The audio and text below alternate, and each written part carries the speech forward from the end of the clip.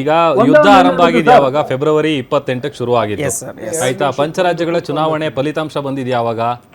ಮೇ 4ನೇ ಅದಾದ್ಮೇಲೆ next 2 days within next 1 day or 2 days ಗೆನೆ ಐ ಥಿಂಕ್ ನೋಡಿ ನಿಮಗೆ ಸಿಲಿಂಡರ್ ಪ್ರೈಸ್ ಕೂಡ ಜಾಸ್ತಿ ಆಯ್ತು.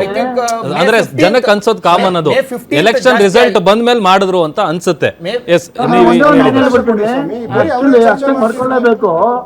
ಇರೋದ್ರಲ್ಲೇ ನರೇಂದ್ರ ಮೋದಿ ಅವರ ಆಡಳಿತ ಬಿಟ್ಟು ಬೇರೆ ನಾವು ಏನು ಎಕ್ಸ್ಪೆಕ್ಟ್ ಮಾಡಕ್ ಆಗೋದಿಲ್ಲ. ಇವತ್ತಿನ ನಮ್ಮ ವಿರೋಧ ಪಕ್ಷಗಳು ಯಾವ ಸ್ಟ್ರಾಂಗ್ ಇದ್ದ ಕಾರಣವಾಗಿ ಇರೋದ್ರಲ್ಲೇ ಬೆಟರ್ ಮಾಡ್ತಾ ಇರ್ಬೋದು. ಇದು ಸಾಮಾನ್ಯ ಜನರಿಗೆ, ರೈತರಿಗೆ ಅನುಕೂಲ ಆಗುವಂತ ಆಡಳಿತ ಅಂತೂ ಅಲ್ವೇ ಅಲ್ಲ.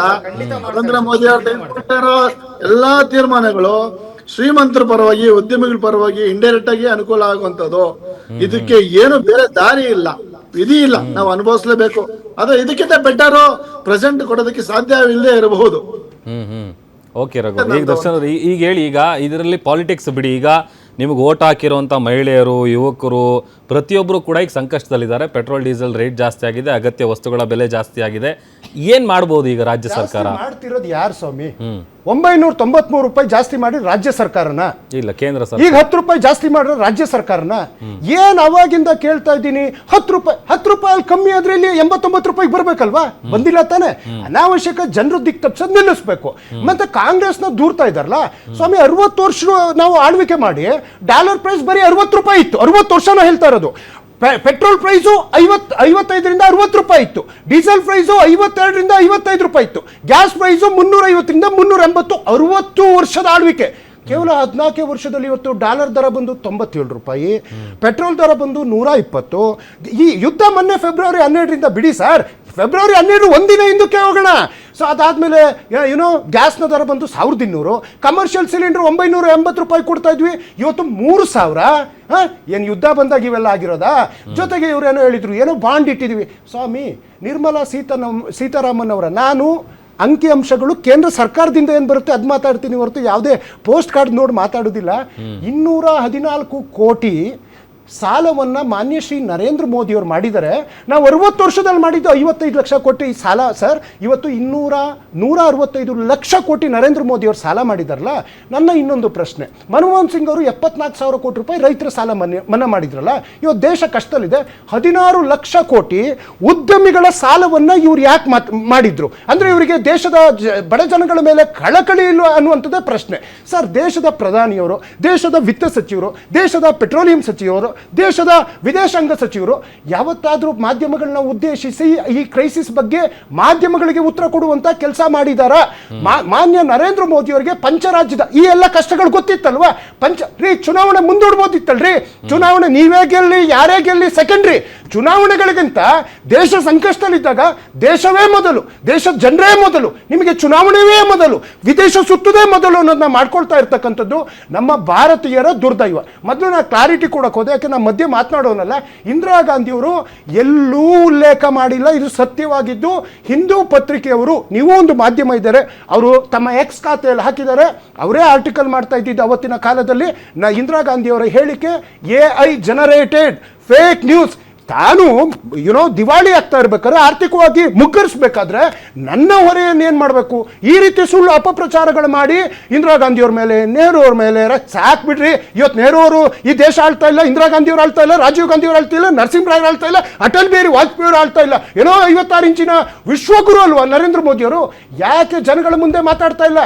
ಬನ್ನಿ ಸ್ವಾಮಿ ನೀಟ್ ಪೇ ಚರ್ಚೆ ಮಾಡೋಣ, ಬನ್ನಿ ಸ್ವಾಮಿ ರಸಗೊಬ್ಬರ ಪೇ ಚರ್ಚೆ ಮಾಡೋಣ, ಬನ್ನಿ ಸ್ವಾಮಿ ಅಡಿಗೆ ಎಣ್ಣೆ ಪೇ ಚರ್ಚೆ ಮಾಡೋಣ, ಬನ್ನಿ ಸ್ವಾಮಿ ಇವತ್ತು ಉದ್ಯೋಗ ಇಲ್ಲಲ್ಲ ಉದ್ಯೋಗದ ಮೇಲೆ ಚರ್ಚೆ ಮಾಡೋಣ. ಏನಾದ್ರೂ ಮಾಡ್ತಾ ಇದ್ದಾರ? ಯಾರಿಗ್ ಬೇಕ್ರಿ ಇವ್ರ ಮನಸ್ಸಿನ ಮಾತು? ಮಾನಸಿಕವಾಗಿ ನಾವು ನೋವನ್ನ ಅನುಭವಿಸ್ತಾ ಇದೀವಿ. ಪ್ರಾಕ್ಟಿಕಲ್ ಮಾತಾಡೋಣ ಸರ್. ಹಿಂದಿನ ಸರ್ಕಾರಗಳು ಆಯಾ ಸಂದರ್ಭಗಳು ಬಂದಾಗ ನಿಜವಾಗ್ಲೂ ದೇಶದ ಜೊತೆ ನಿಂತರು. ಇವತ್ತು ಅದೆಂಥದ್ದು ನೀವೇನಾದ್ರೂ ಹೊಸ ಸ್ಕೀಮ್ ಮಾಡಿ ಹೊಸದೇನಾದ್ರು ಜನರಿಗೆ ಒಳ್ತಾಗಿರೋದನ್ನ ಮಾಡಿ ತೋರಿಸಿ ಹೇಳಿ. ನಾವು ನೆರೆಗ ಮಾಡಿದ್ವಿ, ಅದನ್ನೇನೋ ಜಿ ಅಂತ ಮಾಡಿ ಇವತ್ತಿನ ತನಕ ಅನುಷ್ಠಾನಕ್ಕೆ ಬಂದಿಲ್ಲ. ಜನಗಳು ಗೂಳೆ ಹೋಗ್ತಾ ಇದ್ದಾರೆ. ಉತ್ತರ ಕರ್ನಾಟಕದವರು ಅವ್ರಿಗೆ ಏನು ಉತ್ತರ ಕೊಡ್ತಾರೆ? ಇವತ್ತೇನಾದ್ರು ಆಹಾರ ಭದ್ರತೆ ಕಾಯ್ದೆ, ಪ್ರಹ್ಲಾದ್ ಜೋಶಿ ಅವ್ರು ಮಾತಾಡ್ತಾ ಅವ್ರ ಪದಗಳನ್ನು ಕೇಳ್ಕೊಂಡೆ ಐ ನೆವರ್ ಯೂಸ್. ಅವ್ರು ಸೀನಿಯರ್ ಇದ್ದಾರೆ, ಇಲ್ಲಿ ತನಕ ಬೆಲೆ ಕೊಡ್ತೀನಿ. ಇವತ್ತು ಫುಡ್ ಸೆಕ್ಯೂರಿಟಿ ಆಕ್ಟ್ ತಂದಿದ್ದು ಮನಮೋಹನ್ ಸಿಂಗ್ ಅವರು. ನೀವು ಅದಕ್ಕೆ ಲೇಬಲ್ ಹಾಕೊಂಡು ನಿಮ್ ಫೋಟೋ ಹಾಕೊಂಡು ಏನ್ ನಮ್ಮ ಪ್ರಚಾರ ಮಾಡ್ತಾ ಇಲ್ಲ ಅಂತ ಹೇಳ್ತಾ ಇದ್ದಾರೆ. ಕೊನೆ ಪಕ್ಷ ಸರ್, ಕೇಂದ್ರದಿಂದ ಕೆಲವೊಂದು ಯೋಜನೆಗಳು ಎಲ್ಲಾ ನಮ್ದು ಹಳೆ ಯೋಜನೆಗಳಿಗೆ ಇವ್ರು ಸ್ಟಿಕ್ಕರು. PM ಆವಾಸ್ ಯೋಜನೆಗೆ 92% ನಮ್ಮ ರಾಜ್ಯ ಸರ್ಕಾರ ಕೊಡ್ತಾ ಇದೆಯಲ್ಲ, ನಿಮ್ಮ ಕೇಂದ್ರ ಸರ್ಕಾರದ ಕೊಡುಗೆನು. ಮೆಟ್ರೋಗೆ 80% ಹಣವನ್ನ ಅದೇ ನರೇಂದ್ರ ಮೋದಿ ಅವರು ಕೂತಿರೋ ಸ್ಟೇಜ್ ಅಲ್ಲೇ ಸಿದ್ದರಾಮಯ್ಯನವರು, ಶಿವಕುಮಾರ್ ಸಾಹೇಬ್ರು ಮೊನ್ನೆ ಮೆಟ್ರೋ ಉದ್ಘಾಟನೆ ಆಗ್ಬೇಕಾದ್ರೆ ಹೇಳಿದ್ರಲ್ಲ, ಸ್ವಾಮಿ ನಮಗೆ ಹಣ ಕೊಡಿ, ನಾವು 80% ಆಗ್ತಾ ಇದೀವಿ ಅಂತ. ಸತ್ಯ ಇರೋ ಹೊತ್ತಿಗೆ ನಾವು ಎದೆ ಸಟಿಸಿ ಹೇಳ್ತೀವಿ, ಕೇಂದ್ರದ ಎಲ್ಲಾ ಯೋಜನೆಗಳಿಗೆ ಹಣ ಬರ್ತಾ ಇಲ್ಲ, ನಮಗೆ ಒಂದು ತೆರಿಗೆ ಹಣಗಳು ಬರ್ತಾ ಇಲ್ಲ. ನಮ್ಮನ್ನ ನೀವು ಕೇಳ್ಕೊಳ್ಳೋದಾದ್ರೆ ನಮ್ಮ ಹಣ ಕೊಡಿ, ನಾವು 10 ಅಲ್ಲ 20 ರೂಪಾಯಿನೂ ಕಮ್ಮಿ ಮಾಡ್ತೀವಿ. ಪ್ರಾಕ್ಟಿಕಲ್ ಮಾತಾಡೋಣ. ಒಟ್ಟಾರೆಯಾಗಿ ನರೇಂದ್ರ ಮೋದಿ ಅವರಿಗೆ ಈ ದೇಶದಲ್ಲಿ ಆಳ್ವಿಕೆ ನಡೆಸಲಿಕ್ಕೆ ಆಗ್ತಾ ಇಲ್ಲ. ದಯವಿಟ್ಟು ರಾಜೀನಾಮೆ ಕೊಟ್ಟೋಗ್ಲಿ. ಈಗ ಒಂದ್ ನಿಮಿಷ ಇದೆ, ಕ್ವಿಕ್ ಆಗಿ. ಬೆಲೆಗಳ ಬಗ್ಗೆ ಮಾತಾಡ್ತಾ ಇದ್ದಾರೆ. ಇವತ್ತು ಯುದ್ಧ ನಡೀತಾ ಇದೆ, ಅದಕ್ಕೆ ಒಂದು ಬೆಲೆ ಜಾಸ್ತಿ ಆಗಿದೆ ಅಂತಕ್ಕಂಥದ್ದು ನಮ್ಮದು ಕೇಂದ್ರ ಸರ್ಕಾರದ ಒಂದು ಎಕ್ಸ್ಪ್ಲನೇಷನ್ ಕೊಡ್ತಾ ಇದ್ದೀವಿ.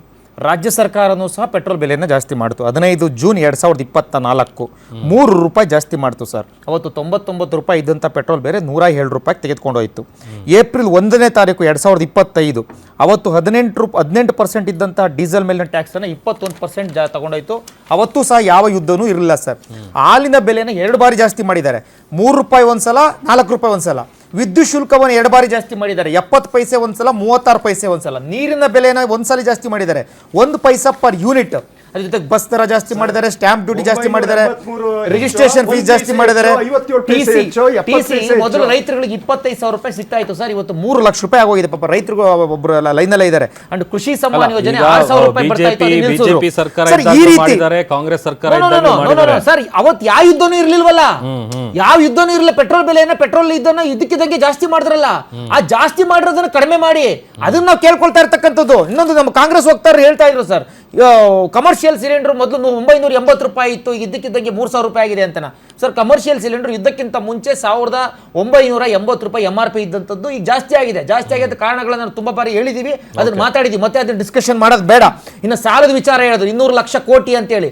ಇವರು 2014ಕ್ಕಿಂತ ಮುಂಚೆ ಎಷ್ಟು ಸಾಲ ಇತ್ತು, ಕೋವಿಡ್ ಸಂದರ್ಭದಲ್ಲಿ ಎಷ್ಟು ಸಾಲ ಆಯಿತು, ಮತ್ತೆ ಅದಾದ್ಮೇಲೆ ಎಷ್ಟು ಸಾಲ ಆಯಿತು ಅಂತ ಈ ಸಮಯದ ಅಭಾವ ಇರೋದ್ರಿಂದ ಅದನ್ನ ಹೇಳಲಿಕ್ಕೆ ಆಗ್ತಾ ಇಲ್ಲ.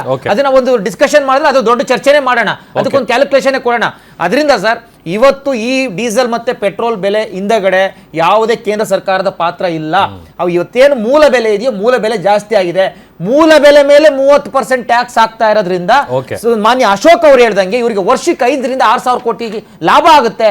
ನೀವು ದಯಮಾಡಿ ಜನಗಳು, ಕರ್ನಾಟಕ ಜನತೆ ಮೇಲೆ ಏನಾದ್ರು ನಿಮ್ಗೊಂದು ಕಿಂಚಿತ್ತು ಕಾಳಜಿ ಇದ್ರೆ ಆ ಒಂದು ಟ್ಯಾಕ್ಸ್ ಅನ್ನ ಕಡಿಮೆ ಮಾಡಿ ಅಂತ ಕೇಳ್ಕೊತೀವಿ ಸರ್. ಓಕೆ, ಥ್ಯಾಂಕ್ ಯು ಎಲ್ರಿಗೂ. ಕಾರ್ಯಕ್ರಮದಲ್ಲಿ ಇಷ್ಟೊತ್ತು ಬಗ್ಗೆ ಇದಕ್ಕೆ ಥ್ಯಾಂಕ್ ಯು ಎಲ್ರಿಗೂ. ಎಸ್ ವೀಕ್ಷಕರೇ, ಬಟ್ ಕೇಂದ್ರ ಸರ್ಕಾರ, ರಾಜ್ಯ ಸರ್ಕಾರ ಏನೇ ಹೇಳಿದ್ರು ಕೂಡ, ಬಟ್ ಜನ ಈಗ ಲಾಭ ಕೇಂದ್ರ ಸರ್ಕಾರಕ್ಕೆ ಆಗ್ತಿದ್ಯಾ, ರಾಜ್ಯ ಸರ್ಕಾರಕ್ಕೆ ಆಗ್ತಿದ್ಯಾ ಅನ್ನೋಂಥದ್ದು ಪ್ರಶ್ನೆ ಅಲ್ಲ. ಜನ ಕೇಳ್ತಾರ, ನಮ್ಮ ಮೇಲೆ ಯಾಕೆ ಹೊರೆ ಆಗ್ತಾ ಇದ್ದೀರಾ, ನಾವೇನು ಮಾಡಬೇಕು ನೋಡೋಣ. ಇದಕ್ಕೆ ಸಂಬಂಧಪಟ್ಟಂತೆ ಮುಂದಿನ ದಿನಗಳಲ್ಲಿ ಪೆಟ್ರೋಲ್ ಡೀಸೆಲ್ ಬೆಲೆ ಇನ್ನೂ ಜಾಸ್ತಿ ಆಗುತ್ತಾ ಅಥವಾ ಕಡಿಮೆ ಆಗುತ್ತಾ, ಅಥವಾ ಇನ್ನೂ ಏನೆಲ್ಲ ಸಮಸ್ಯೆಗಳು ತಲೆದೂರುತ್ತೆ, ಅದನ್ನು ಅತ್ತ ಕೇಂದ್ರ ಸರ್ಕಾರ, ಇತ್ತ ರಾಜ್ಯ ಸರ್ಕಾರ ಹೇಗೆ ನಿಭಾಯಿಸುತ್ತೆ ಅನ್ನುವಂಥದ್ದೇ ಸದ್ಯ ಇರುವಂಥ ಯಕ್ಷ ಪ್ರಶ್ನೆ.